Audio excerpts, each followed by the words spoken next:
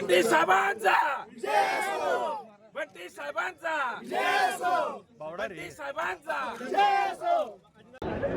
कोल्हापूर महानगरपालिकेच्या निवडणुकीत एक एक निकाल जे आहेत ते हाती येऊ लागलेत आणि आपण पाहतोय की जनता बाजार चौकामध्ये खरं तर शारंदर देशमुख यांच्या कार्यकर्त्यांनी जल्लोष करायला सुरुवात केलेली आहे। गुलालाची उधळण करत या ठिकाणी खरं तर घंटी वाजवताना पाहायला मिळत आहेत।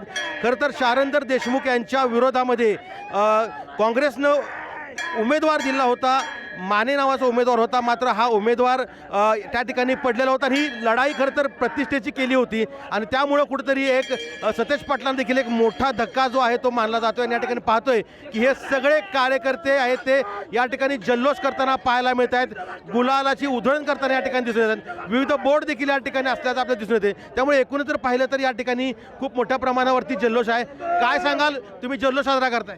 अहो करणार की मनाने करणार, कार्य करणारा माणूस आहे नगरसेवक शारंग देशमुख।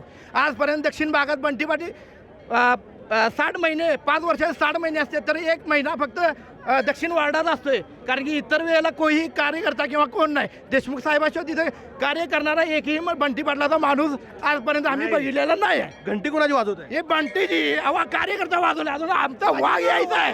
वाघ काय वाजवतोय ते बघा, आता घंटी वाजवते का गोट्या वाजवते बघा।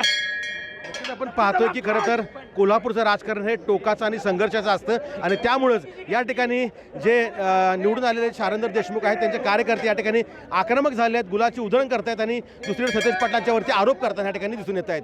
सतेज औंधकर, लोकशाही मराठी, कोल्हापूर। लोकशाही मराठी, ऐका, पहा, जागरूक रहा।